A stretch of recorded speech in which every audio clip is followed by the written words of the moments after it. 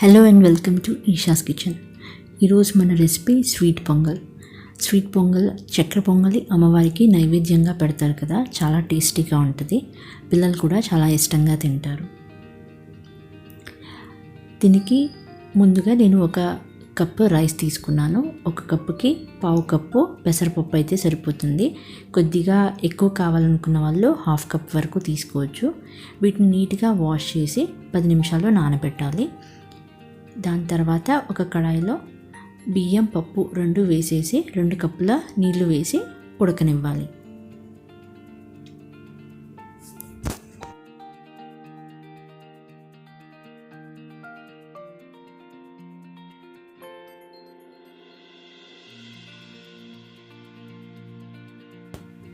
ఇక్కడ మనకి రైస్ ఉడికిపోయింది. దీంట్లోనే మనము ఒక 3 కప్పుల పాలు యాడ్ చేసుకొని ఇంకొకసారి ఉడికించుకోవాలి.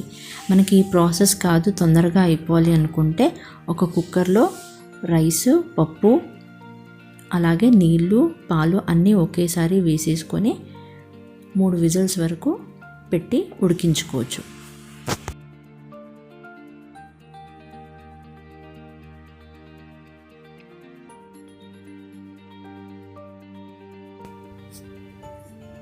పాలు యాడ్ చేసుకున్న తర్వాత బియ్యము, పప్పు బాగా ఉడికిపోయాయి. దీంట్లో 1 కప్పు వరకు బెల్లం తురుము యాడ్ చేసుకుంటున్నాను.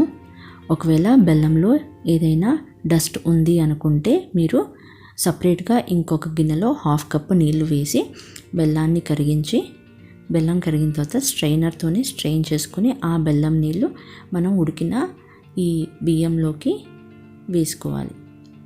ఇప్పుడు ఇక్కడ బెల్లం పూర్తిగా కరిగిపోయింది.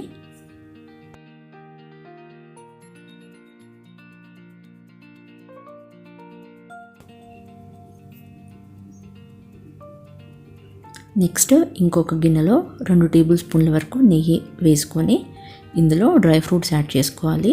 జీడిపప్పు, కిస్మిస్, బాదాం ఏదన్నా యాడ్ చేసుకోవచ్చు. నేను ఇక్కడ జీడిపప్పు మాత్రమే ఫ్రై చేసుకుంటున్నాను. ఇవి కొద్దిగా బ్రౌన్గా ఫ్రై అయిన తర్వాత మనము ఉడికించుకున్న బియ్యము, పెసరపప్పులోకి వేసేసుకోవాలి.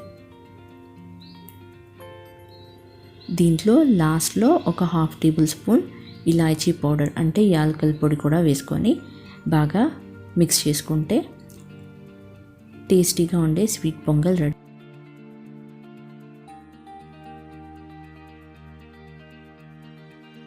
దసరా నవరాత్రుల్లో అమ్మవారికి చాలా రకాల నైవేద్యాలు పెడుతుంటారు కదా, అందులో చక్కెర పొంగల్ కూడా ఒకటి. ఈ చక్కెర పొంగల్ని చాలా త్వరగానే చేసుకోవచ్చు. మనము ఎక్కువ శ్రమ లేకుండా చాలా తక్కువ ఇంగ్రీడియంట్స్తో చేసుకొని అమ్మవారికి నైవేద్యంగా పెట్టొచ్చు.